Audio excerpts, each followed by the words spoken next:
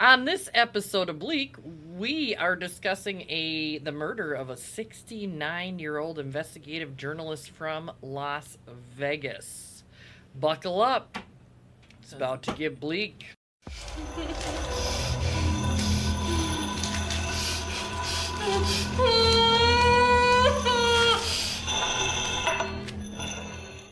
Hello, everybody. Welcome to the program. Welcome. It's been a long time. We have not... Long time no see. Yeah, I know. It's craziness. Well, I mean, I've seen you, but... Yeah. So Laura, we'll just come right out of the gate. Laura's got this brain tumor. Yeah, I've got this. It's a fun little deal. It's not little. It's Fun little deal. It's kind of biggish, but it's fresh out of radiation here. Yeah. So I am fighting this with tooth and nail. Yes, and we're so I'm doing it, living the dream or something. Is this the dream? I don't know whose dream this is, but I mean, I'm sure somebody. There's got to be someone who has it, has a worse. It's not certainly cancer, so there's but the bright side. It probably is. It's like a half and half deal, I think. I don't know. They're not sure because it's inoperable, so they can never do a surgery. So maybe they'll never know. They might never know. So I don't know. Nobody knows. I think I'd rather not know. Ignorance is bliss. It kind of is, but it kind of I wonder too much. You know what I mean? Like, I'd rather know. Yeah. But that's okay. I'll never get to. It is what it is. For sure. Okay. But I live with it. You got to stay positive for all my fellow folks out there with chronic and severe illnesses. You got to stay positive, do your treatment, and just one day at a time. One day at a time. Sometimes you got to suck it up, but you get through it, and you just be positive. The power of positivity. Yes, that is good. Okay, so if you do hear her speaking funky or losing her train of thought, she's got a good excuse. I have a least. good excuse for a while, anyways. Yep. So we're going to be talking about today the murder of Jeff Gearman. This is a story. It's so crazy. It's like stranger than fiction. I can't believe it's been covered a little bit, but with how insane it is, I'm surprised it hasn't been covered like a ton more. I don't really know why. I don't know anything about this story. I just know a 69-year-old investigative journalist from Las Vegas, Nevada. That's all I know. And so and I think if you look at, and it's sad because all cases should be covered, but the fact maybe that he's an older male, I don't know if that plays into it. It can. Yeah. It can. It takes, I think, for some people, that sensational part of it out of the case a little bit. But I get really disturbed, though, when really old people are Well, that's killed. not really old. But that's kind of an age where, you're not really old, but you're not young. Yeah. You know? Well, and we'll get into all that, but he was still actively working. Right. So... Right. So anyhow, Jeff Gearman, I'm not going to get too into like his childhood, his background. It's not super relevant to the case really at all. I know he is originally from Wisconsin, and he is a lifelong bachelor. He knew that he always wanted to go into journalism, and so he went and got some kind of, like, I think a bachelor's degree somewhere in that Wisconsin area, and then Wisconsin, Illinois. And then when he realized he wanted to do more specifically investigative journalism, that's when he moved to Las Vegas, because you're not going to find a lot of stories in Wisconsin. And true. Vegas had all the mob stuff going on at that time. I think he moved there like in the 70s. Oh, okay. And so that was his reason. So I think he's been in Las Vegas for a lot of his life. Right. And that's where he was a reporter, in Las Vegas. So on September 2nd, 2022, this is when the murder occurred. So not long ago at all. Labor Day weekend. It was a really hot day in Las Vegas. a neighbor that actually found, came outside, hadn't seen Jeff in a while, that I think he lived across the street, and he seemed concerned about him, even though it would only been like a day since he had seen him, which is odd to me. That's Like you would like weird. venture to your neighbor's house. I'd be like, I have not seen Carol for a day. Yeah, better go like check and so anyhow, he finds him like on the side of his home, clearly deceased. Oh. And he makes the 911 phone call, and he can see that there's like blood on him, but he's not completely sure as to what the cause of his demise was. Right. Could have fallen. At that age, you could have fallen. Right. Heart attack, hit your head. I mean, so many things. Yes. So right off the bat, this is 2022, so we've got a lot of people with Ring cameras, all that stuff. They get surveillance pretty quickly, and they see that Jeff gets home from going out to eat, or he went to get up some food, and then he returns from that going to get the food, and he like walks out of his garage to enter his house through a side door. Oh. And somebody is lying in wait as he enters is about to enter through to his house on the side. And this person is wearing a straw hat, like a large straw like hat. A scarecrow type of situation? Yes. Or like a countryman type Yeah, thing? pretty much. Okay. And the person is wielding a knife, and a struggle ensues, and of course Jeff has been ambushed. He's not expecting it. Right. I'm sure he tried to fight back, but he just succumbs to the attack, falls to the ground, and never gets up. Yeah. They find out later he was stabbed 4 times in the neck and 3 in the torso. So 7 stab wounds in total. This person kind of went to town. Yeah, this person was very angry with him, or it seems that way. The person also is wearing a bright, almost like what a construction shirt would be, like a bright yellow shirt. Okay. And jeans. Like a neon yellow shirt. And very kind of small in stature, so not really sure initially if it was a man or a woman assailant. Okay. Which is kind of different. It's the straw hat for me, and the construction uniform with a straw hat. So in Vegas, a lot of construction workers wear straw hats because of the sun. Straw hats? Yes, though? like almost like a sombrero type of thing. And I didn't know that. Because they get sunburned, right? And they don't want to. And so I think the idea was it was a developing neighborhood that had a lot of new construction in it. Okay. And so the idea is he was trying to blend in as possibly like walking down the street as a construction and he person. probably needed the hat to camouflage their and to not see his identity face. or whatever too. Yep. So you couldn't get just a small sun hat. You needed the big one. Yes.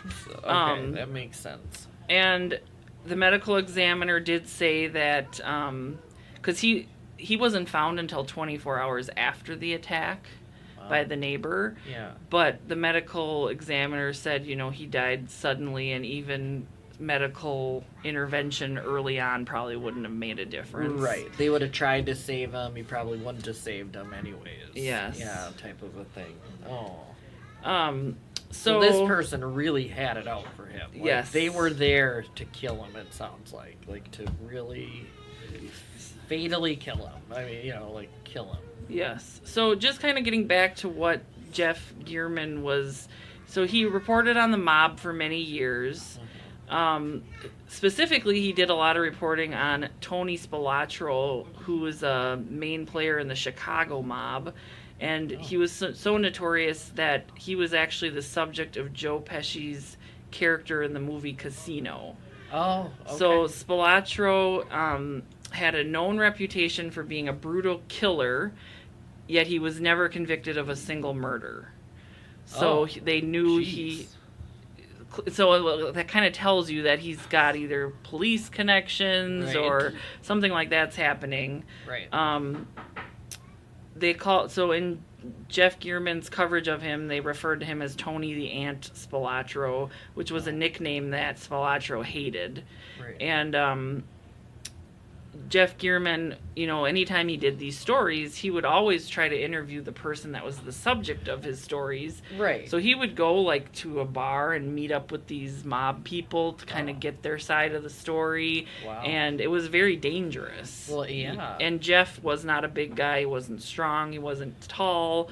But he never seemed really too fazed by it. He just kind of was he said he got punched in the face a couple times. Oh, I bet. By some of these people. Whereas I would be boarding up my house, and I have total surveillance of the place. No, thank you. Yeah, I don't even think he had surveillance. All this surveillance came from other people. That's so strange. If I was interviewing the mob on a regular basis. Yeah, he would get his tires slashed. So as the mob became less prominent in general, which happened over the years. Yeah. Jeff Gearman began reporting on dirty business practices, government corruption, and crime. Right. So he was described as someone who would investigate a story just kind of deeper and deeper and deeper, and was determined to expose the truth. Right. Cool. So he was. That's a good. Yeah, there was a story that he reported on, and I've actually heard of this case. It was the Susan Winters story. Her death was ruled a suicide, but then Jeff started reporting on the case, and ultimately got reopened. It got reopened, and they found out her husband had killed her with antifreeze and painkillers. Whoa. So he kind of spearheaded that case, at least getting attention on it. So he did some good deeds through his.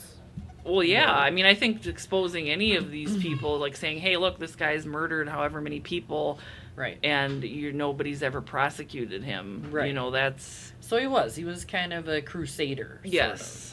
Through his investigative journalism, it sounds like. So after he dies, of course, or is killed, his coworkers are determined to find out who did this. Right. And they assumed kind of right off the bat that his death was related to his job in some way, which makes sense.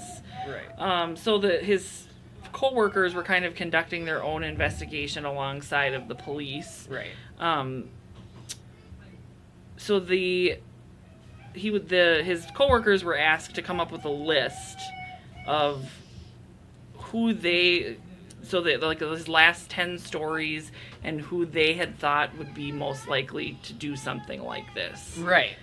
Because they obviously had more, he had an editor and some of these people that worked really closely with him would have a better idea of what he was reporting on. And so immediately, pretty much every person that worked closely with him that they talked to said, "You need to look at this guy, Robert Tellis." Oh. That was So they're Robert Tellis, gotta be Robert. So who is Robert Tellis, you may ask? So Robert Tellis was a Clark County, in Las Vegas, Clark County elected official. He was in charge of the public administrator's office, which in a nutshell, it handles the estates of deceased people who don't have family to, what's the word I'm looking for? To process their estate. Okay. So they're not the right word. They're relativeless, and maybe they didn't have a will type of a situation. Yeah, and then maybe they had a lot of assets, and they were trying to figure out where to. And they even stored a lot of the assets within the office itself. Okay. They had a room that was for that. Yes, exactly. So an estate coordinator in Tellis's office, her name was Alicia Goodwin. She reached out to Jeff Gearman in March of 2022.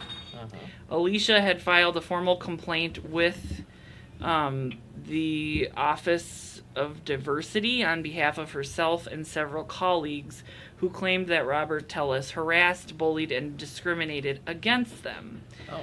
But Alicia says the county did absolutely nothing. Oh, no. The response given was always, he's an elected official, there's nothing we can do. Basically, we can't fire him because he was elected. Right. And it's kind of your word against his because they didn't really have proof of anything. Oh, that's... And so, You would think they'd surveillance those well, places. they kind of get, well, they never did that, but, Okay. so, and I know this name is a hard one, Orang Pangadangan, I don't know if I'm saying that right, that's one of her, co-workers in the office, Rita Reed and Jessica Coleman. So it was a group of 4 women. Right. They met with Jeff Gearman to tell him about their experience with Robert Tellis and his Right. terrible behaviors within the office. So the group of women who had been, trying to get something done about this for quite some time said they were thrilled that Jeff was willing to take the story because they were kind of at their wits' end of like, what do we do here? Right. Right. So the women said that the problems at their office began immediately when he was elected and came into their office in January of 2019. Now, they had all, he's coming into an already established workplace. Right. So He's the new guy. He's the new Exactly. kid on And the block. a lot of these Right. women had been there for over a decade or more. Right. And they were I'm sure they'd seen a few of these administrators come through. Right. And never been a huge problem. But he's the new guy coming into an Right. established office, even if he is kind of he's the head honcho. Right. Um, But he's still new. He still needs to try to... yes, Yeah. exactly. Like, you don't come in acting like know everything. Right. That you're the best and you're gonna... But Yeah. he certainly did. So Rita was a supervisor, and she was considered second in command to Robert Tellis. Right. She was a 12-year veteran of the office. Okay. And first time she meets Robert Tellis, Rita says he bursts through her office door and he slams his hands down on the desk and he goes, "I'm just going to rip off the Band-Aid." And she's kind of taken aback, as one would be. Okay. And Yeah. he says, "You no longer supervise anybody in the office. Oh. Everyone reports to me." And then he just walks out of her office. So then what'd she do? What's she supposed to be doing? She doesn't really know. She's just not. She's Informed. no longer a supervisor. I mean, she technically is, but she's Right. not. No one is supposed to report to her. Oh, okay. So then, as a group, they were ordered by Tellis not to speak to each other in the office. What? Like, he didn't want coworkers greeting each other. He didn't want people talking at the water Cooler. water none of cooler, that. nothing. Oh So- my gosh, I'd be like, you're out of your mind, buddy. So- Like, that's not But happening. the thing is he had a lot of power. Well, right. So right. they couldn't. And they really- probably made a pretty good wage because of their, Yep. it's government work, and you don't want to lose that government pension. You don't want to lose that exactly. government pay. So he kind of had them in a situation. Yeah, okay, Yep, he I sure get did. that. Oh, So after being caught talking, Alicia says she was Talking? called into Robert Tellis's office and was told to sit down and shut up. And he says, "I'm gonna talk and you're gonna listen." oh, And he just was just basically looked her in the eyes and said "F you," and just stared her down. I would be so creeped out. Yeah, she said she was like, they couldn't even believe it was happening because Right. it was so outrageous. But Right. they said he was blatantly abusive, narcissistic, and just was considered himself Where- untouchable. Where did he come from? I mean, that's what Who elected him? I know. And he was a Democrat too. So That's embarrassing. Yeah. Can I get this guy? He's not really a Democrat, first of all. well, exactly. Yeah. Second of all, I don't know. If this guy were to come into my office, I would have had a field day with that. I'm sorry. But the thing is that's not- you would no, you'd be you putting can't. yourself at risk of losing your job. Well, at the same time, that type of behavior is so unacceptable. You got to. But he can just if they don't have it on You in a got to start recording Well, it. we'll get to that. Yeah. But if at that point in time you don't have this on recording, Right, he I could just suppose. be like, "That's crazy. I never did that." Well, you yeah, know, that's true. It's true. So all the women were in fear for their job. They felt like every day they're walking on eggshells. Yeah. Jessica said the pinnacle of all of this for her was when she worked in this caged room because Yeah. it was to safeguard the deceased's property. Oh yeah. And so when he would reprimand her, he would she thought, intentionally do it within this caged room so she would feel intimidated. Right. So she goes on to describe this confrontation where Robert Tellis started he's like, I need to talk to you, like she was going to be reprimanded. And he started off by saying, I never noticed you talking to anyone in the office. And Jessica was like, well, you kind of told us, we're not supposed to be talking to people in the office. And then he goes, well, if things keep going on like this for you, you're going to end up like one of the people, one of our cases, and just die alone. And even though he's the one who told her not to talk to anybody. Yep. So what the? Jessica said she was sounds very mentally ill. So upset at this point, because this has been going on for so long, that she and she's crying when she's doing this interview for 48 hours, and she said, I thought of actually taking my own life and hanging myself from that room so that he would walk down the hall and find her, and then she thought maybe that would convince them to do something. Oh my gosh. Yeah, that was how... never feel like that's how bad it was. Only way. Oh my gosh. So that's kind of when... Thankfully, she didn't do anything like that. But that's when it was her and these three other women all had been outside of work talking about what had been going on. Of course. And at that point, they're like, okay, we need to come up with a game plan because reporting this is not working. Right.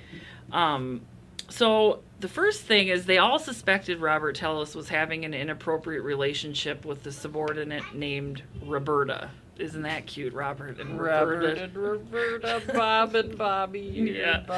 Bob. So they also felt like Roberta used that relationship with Robert Tellis to exercise power way beyond her job title. All the women agreed that the affair was extremely obvious, but obviously they still did need proof. Right. So they decided one day that they were going to follow Robert and Roberta. So they started to notice a pattern that Roberta would wear a really short dress, and if she was wearing a short dress, they would always go to this, or they would always go to lunch at the same time in separate vehicles. Right. And so they thought, well, let's follow them. Okay. So they all four get into a vehicle and follow them, and they ended up going to this parking garage at a nearby mall. And they would sit next to each other in the parking garage. And so the women are behind, kind of behind them. If you think of the Mall of America parking garage. Yeah. We live in Minnesota, so that's one of the bigger ones I can think of. So they can see them, but they can't see them. Right. Basically. Because it's there's other cars and people and vehicles. Yeah. And so they're trying to get all of this on video. Right. And so they see these vehicles pull up right next to each other, and then I believe Robert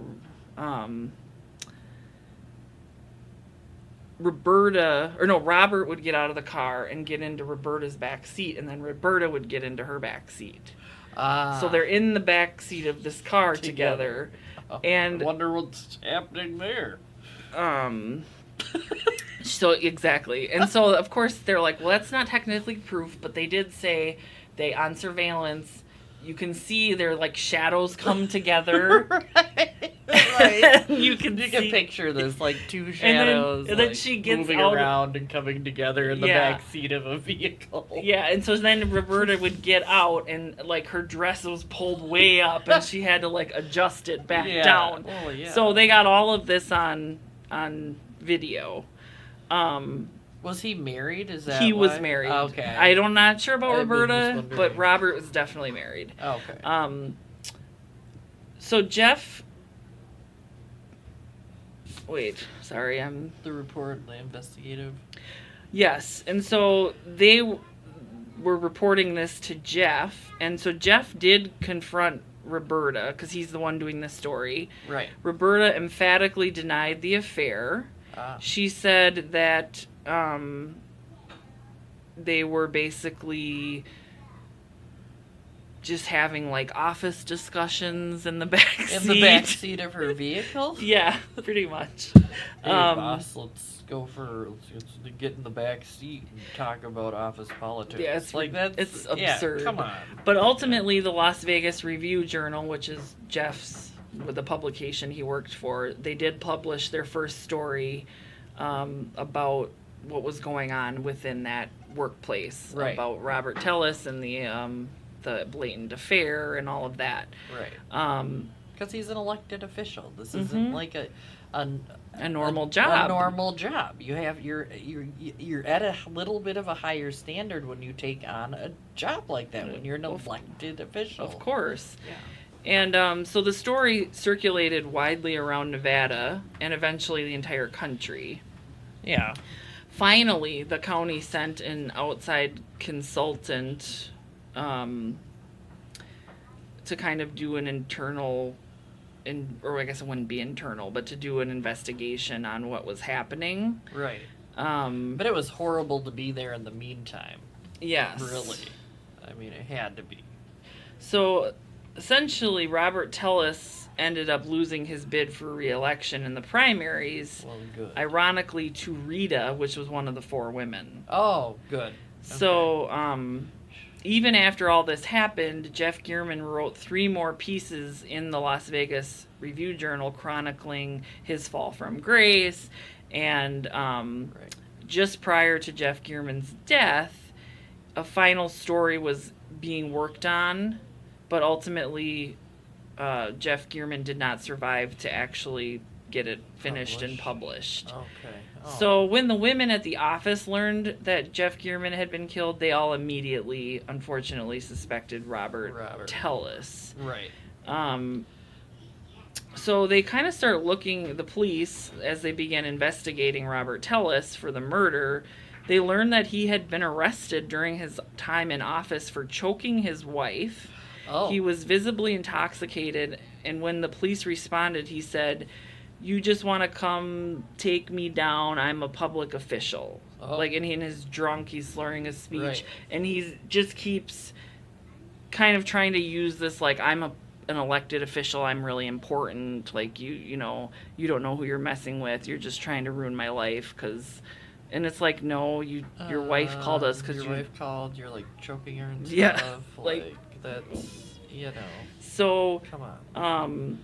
He ended up getting like a domestic battery and a resisting arrest charge, and usually that would be big news when there's something like that. But for some reason, it ended up like flying under the radar. Weird. Like, and I know here, if that would have happened, it'd be all over everything. Exactly. But for whatever reason, you know, DUIs and domestics are not covered a lot in general. And so the thought process was nobody ever really realized it was him. Right. And they didn't think, oh, that the name, he wasn't popular or famous enough. Right. Pretty much, yeah. So, Robert Tellis had posted a series of angry tweets after Jeff Gearman published his stories. Oh yeah. As is usually the case nowadays. Yes. When somebody does not like something, they go all over social media. Yes. So that kind of made it more obvious too that he was really angry with him at the very least. Right. So the police released 2 still photos of the suspect wearing the straw hat and the clothing typical of a construction worker. Right. Surveillance video released, and this man, his name was Kevin Cannon, immediately noticed specific traits and abnormalities of the person's gait, which, the way they walked differently. Mm-hmm. Okay. And he noticed that this person kind of had a slight limp and favored one side over the other. Oh, interesting. So Cannon remembered he was like, I believe he was like the photographer for Jeff Gearman. Yeah. He remembers that he had taken video of Robert Tellis in his office. Right. When he had gone with Jeff to do the story. Right. So he puts up the video like on their screen side by side with the video of the unknown assailant walking down the street, Right. and then the video of Robert Tellis walking down the hall in his office. Oh, okay. And it's identical, the way that the Oh. person walks. Okay. Yeah. Obviously that's not enough to arrest somebody, but Right. it was pretty. It's still, if you're putting together a circumstantial case, you need every single thing you can get. Yes. Yeah. And now it doesn't end up being a circumstantial case, but they don't obviously know At that that point. at the time. Yeah. So the other thing is they release a photo of the suspect's car, which was a maroon Yukon Denali. Okay. So he was not known to drive that vehicle. However, David Ferreira, who was one of the assistants in the office, or he was like an assistant editor, he just kind of on a whim decided, he had this weird thought. He thought, I'm going to put his address, Robert Tellis's address, in Google Earth Okay. and see if that vehicle comes up being in his property. Because a lot of times Google Earth images are taken from, like, if I pulled up my house, it might have been a picture taken a year ago. Right. It's not Right. like they're updating it every day. No. So he just kind of thinking it's probably won't yield It's anything. probably a long shot. Yeah, but he just is like, whatever, I'm going to try this. Right. And he, I kid you not, there's a maroon Yukon Denali parked in his driveway on the Google Earth image Wow. that comes up. So of course he's like, oh my gosh, this is great. Like, yeah. clearly he has a connection to this vehicle. Right. Well, they find out that Robert Tellis's wife has a maroon Yukon Denali, so he used his wife's vehicle. which is like, really? Yeah, wouldn't you? I don't know. That's not very bright. He's so Okay. narcissistic, I think, though. I think he just... He's like, I can talk my way out of it. Yep. Like, it Mhm. wasn't me. For type sure. of thing. Yeah. So, of course, he sent the reporter sent the police the photographs of the house with that vehicle parked in the driveway. Totally. So ultimately, they were granted a search warrant for Tellis's property. Maybe a few days after the murder. It hadn't been that long because he came on the suspect list really quickly. Right. He's like the number one. Like, there's probably no one else. It's Right. probably this guy. Like, So they're doing a search warrant at his house, and they find the sun straw hat, like, cut into a bunch of pieces in his garage somewhere. he's like, I'm gonna cut this thing up. No one will notice. And it's It's straw. You could have burned that. well, and it's like, why would you keep it? Right. It's like you burn it, baby, anywhere. You go behind a building and you just burn the thing. Yeah, It's done. it's bizarre to Why me. would you keep that and cut it up? It's noticeable. I mean, what? It's almost People are like, strange. I don't know what, as he was so angry that he just didn't care. I don't Right. know. But they did take a DNA sample, obviously. Oh, yeah. And Jeff Gearman had Robert Tellis's DNA under his fingernails. Oh, So, I because mean- of the struggle. Yeah. Yeah. And so it's like, even though I think he was wearing gloves, he still managed to, like, It was so you know, forceful. yeah. And it's like, Oh. that's pretty, I mean, that's really telling. And the thing is, I'm sure as unfortunately when this happened and Jeff was dying or going to die or he was being killed, I'm sure that he recognized him right away. And Oh, yeah. and knew, like, this isn't gonna end This well. isn't gonna be good. No. Yeah. So it's just so sad, but you know what I mean. I'm sure it was a horrifying. Yeah, they did talk about that. Way Like, to he was go. probably knew that getting his DNA under his fingernails would at least get Right. him convicted of his murder. Right. Which is awful. But, Right. I mean, But he knew that you just gotta duke it out till kind of like can't people. anymore. I saw this Yeah. one where the woman wrote the killer's name in her blood before she Yes, died. Yes. Like, that's just. Yep, I remember that too, Yeah. and it was weird because they didn't put that together for a really, really long No, exact- time. yep, It was they- very weird. Yep, and But it turned out to be the same guy. Part of the name or something they called him. I That can't remember. yeah, if you want to watch that one, it's on Cold Case Files on Netflix. Yeah, that one. It's been a long time since I've seen that, but I do remember that. Yeah, it's like people if they kind of know that this is, what a horrible thought to like. I don't know. I guess I always just hoped I just go in my sleep and I don't know it's coming. Right. I don't want to what like we be all acutely aware that nobody wants to be like, oh, okay, Yeah, I'm that's dying now. awful. I mean, it's a horrible way to go, but I'm sure that's what happened. He knew immediately when he saw him and saw his face. Mm-hmm.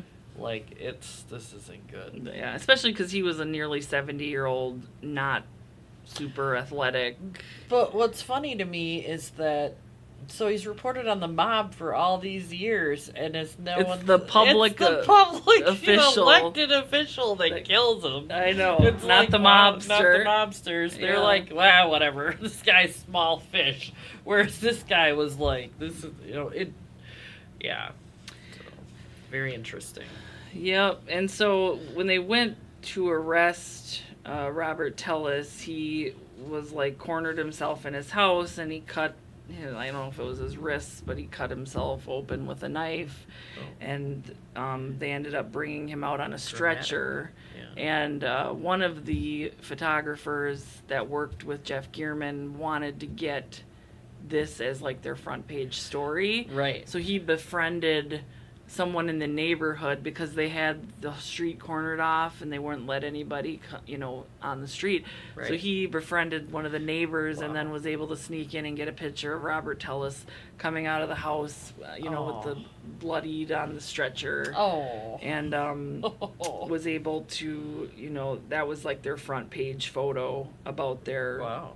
their coworker. Right. So, I mean, ultimately, this politician murdered a journalist because of a story he wrote. Yeah, and so that's crazy. But at the same time, and this guy was evil. He was bad. He shouldn't have. But you have to figure in his warped mind, he's behaved badly. He got caught. Now his wife's probably leaving him if she hadn't already for the domestic thing, because now she knows he's having an affair. You know what I mean? Like, so his and he's no longer the official. So his whole world crumbled to him, which it should have. It absolutely 100% should have way before it did. But well, it's like, who gets he gets some kind of joy or satisfaction out of like abusing other people, right? And so how did he get that far? That's exactly was my thought too. I'm like, I think a lot of these positions that are either the incumbent is there for so many years. I think when people are voting, they just kind of they check do. The if box you're a Democrat, I do. I mean, I'm guilty. Most people I know are. You're like, okay, I'm a Democrat or I'm a Republican. This person matches mine, so just fill in the bubble. or you don't know, and there's just two names. I think you're just most people will default to the incumbent person. Right. And then you see incumbent, the not incumbent. And then you're just like, I don't care. I don't know. But it's ironic because ultimately those people probably, like the local politicians, affect your life likely more than the president. Right. But yet everybody cares more Nobody about knows that. their names. Yeah. And once in a sometimes it'll be like, oh, I've seen their sign before, so I'm just going to circle which is it. terrible because that's clearly what they want to have Or you happen. don't even know. Sometimes it doesn't say a lot of times whether they're Democrat or Republican. So you're kind of like, do you really have time to do like a full research profile on each candidate? Right. There's like 50 sometimes. Yeah. And you're just like, yeah. So this case, it was scheduled to go to trial in March. Yeah. But I believe it was postponed because I saw a little blurb about it on Court TV. Yeah. And they interviewed Robert Tellis in jail at the end of this program I was watching, and why is it even going to trial? Well, of course he's going to go to trial. But wouldn't he just try to strike a plea deal? Because obviously... But are they going to want to give him a good plea deal when they have that much evidence? Right, but come on. They have a lot of evidence, and he's got to know that. So they ask him. So it's the guy from 48 Hours, Peter Van Zandt, I think is his name. Yeah. He goes in there and he's like, asking him questions, and he's like, well, what do you make of the DNA under his fingernails? He's like, Robert, your DNA is under this man's fingernails. Right. And Robert Tellis was like, it's all going to come out in trial. It was planted. That's all I can tell you, that you'll get the full picture at the trial. And I was railroaded, and like he's completely... He's going for this. He's and it's going like, for this. Oh. Why? Yeah. There's so much. I mean, it was like...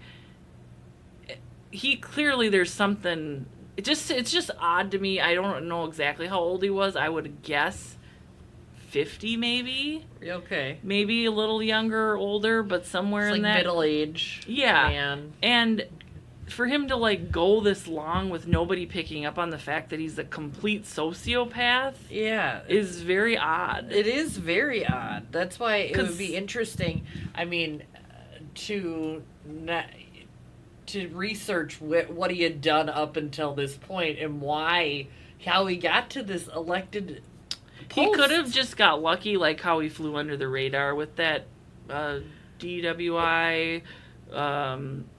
Or he was like getting up to this point, like he was had more mild symptoms of his possible mental illness or whatever it is.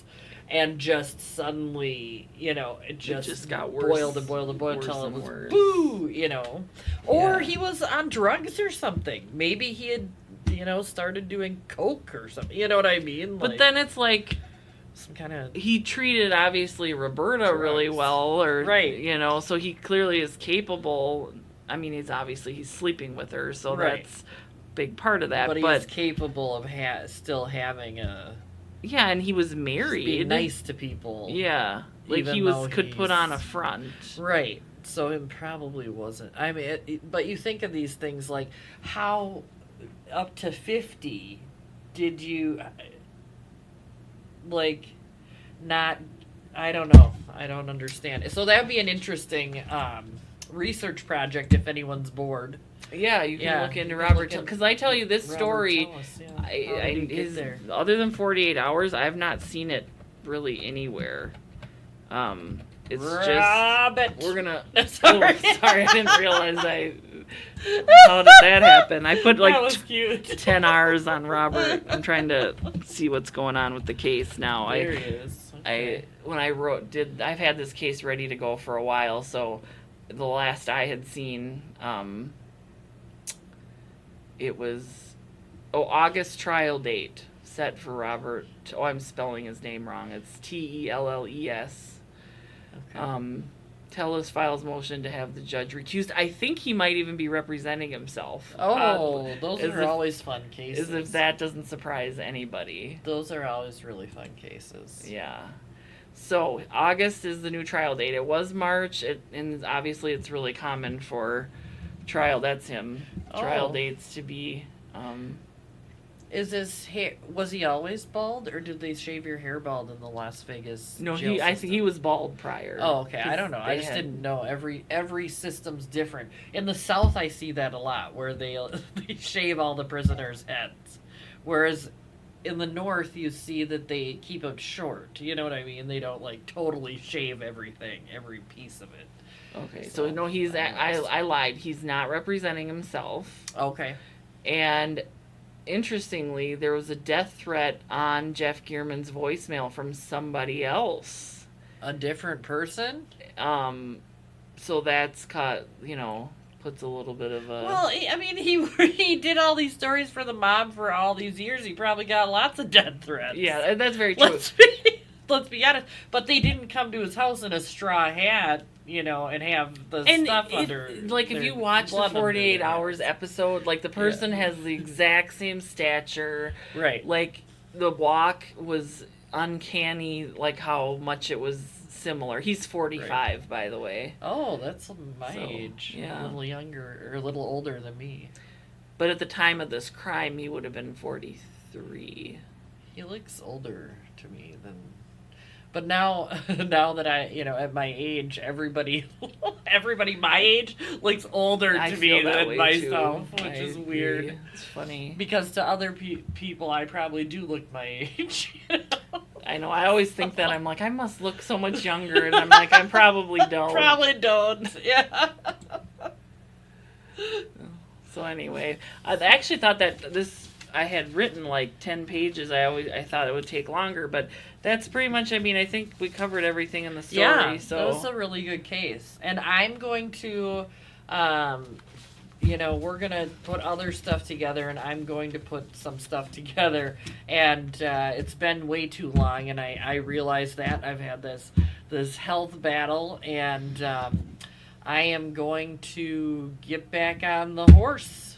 Yeah, here. I'd like to put out, I might do like a solo episode at some point on my thoughts about the Karen Reed debacle. Yeah. If you're most people that do consume true Now that crime. I'm going back to real work, my work, I can be more active in a couple weeks, hopefully. I'll put something together, and very excited to go back to my real job. I bet. It'll be good.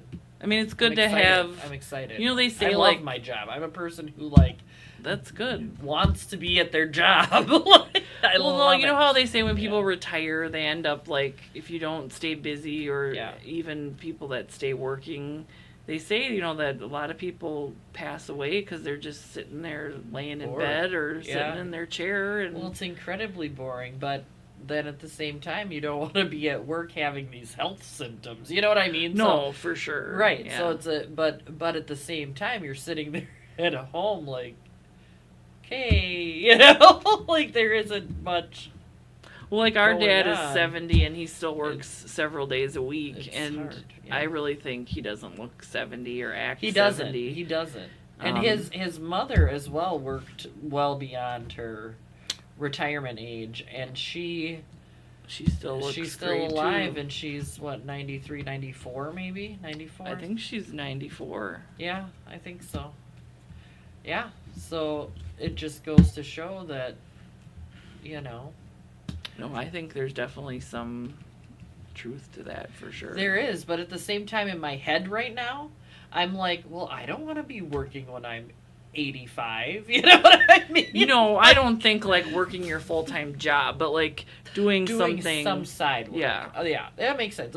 Even volunteer work. If you have enough money you've retired on, doing some type of volunteer work would keep you active.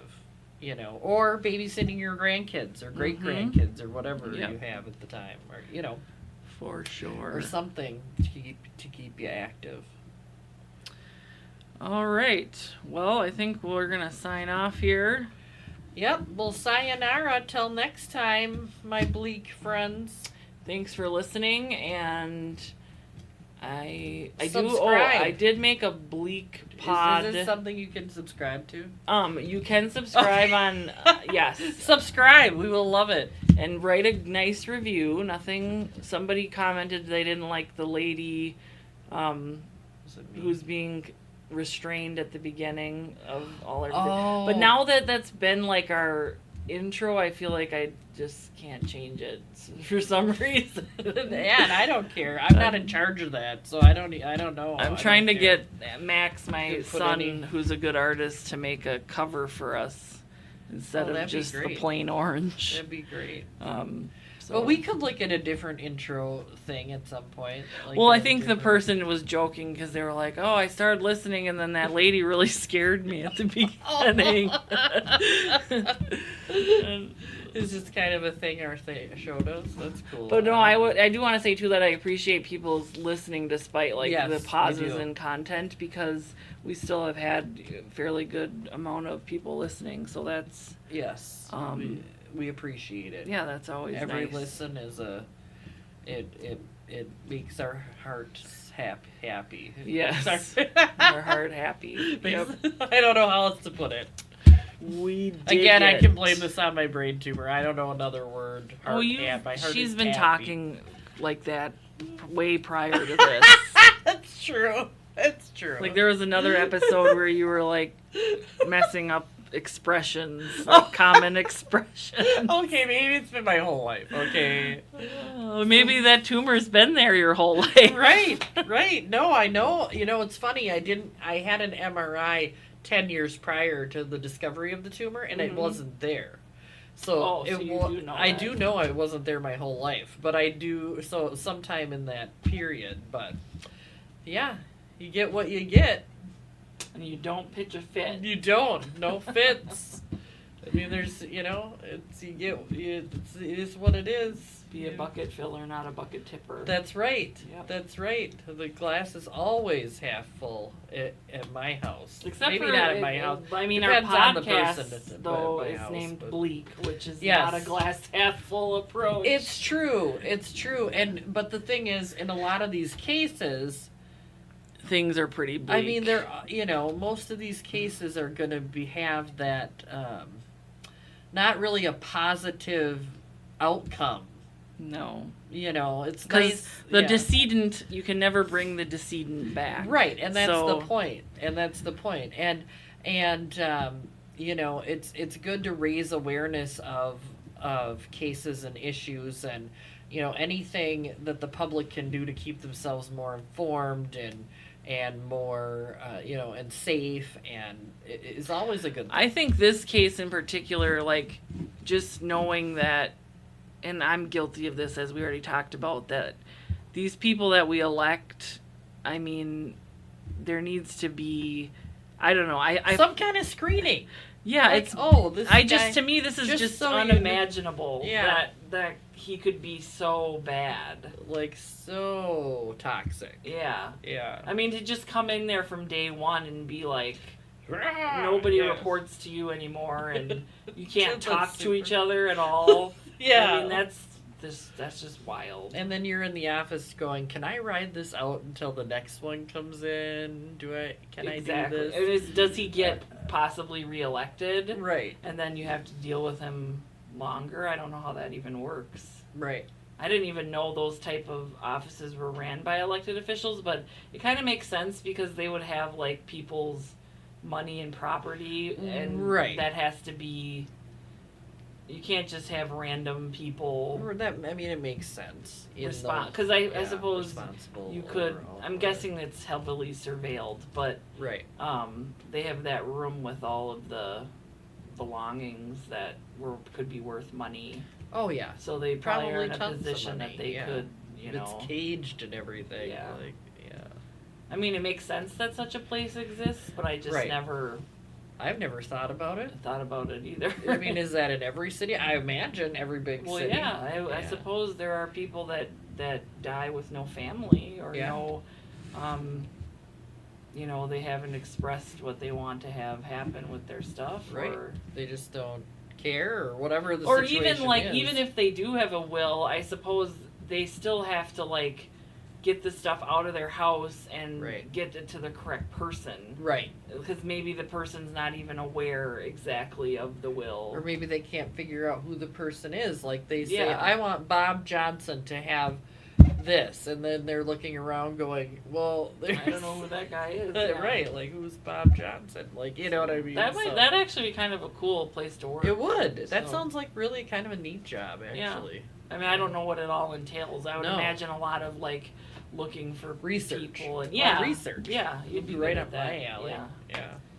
Well, you're still young. You could. I am, but You never know. living the dream. I feel like I should have been a lawyer now that I watch trials all the time. Well, you still can. That's the thing. Yeah, You maybe. could go for it. All right, well, we'll see you guys soon. Like I said, I'm going to try to get an episode in the next couple days on Karen Reed, if you're interested in that at all. I just want to talk about how I feel about the outcome of that trial, and Right. I'll probably do a little recap of that story for anyone that's not familiar, but it's such a convoluted, complicated case that It really is. you would really need to, I don't know. I mean, don't even that know could be tons of episodes. I mean, you could probably have a really full, like, the year-long podcast just about that case. Well, there are ongoing ones right now. I'm sure. Oh, I'm sure. Um, I mean, any case like that, it's going to be. So yeah, if anybody cares what I think about Karen Reed, well, I'll get that one, and then Laura hopefully can do the next case. I will love it. All right, so that's the plan. Thanks for listening. We'll see you guys soon. Have a good one. Bye-bye. Bye.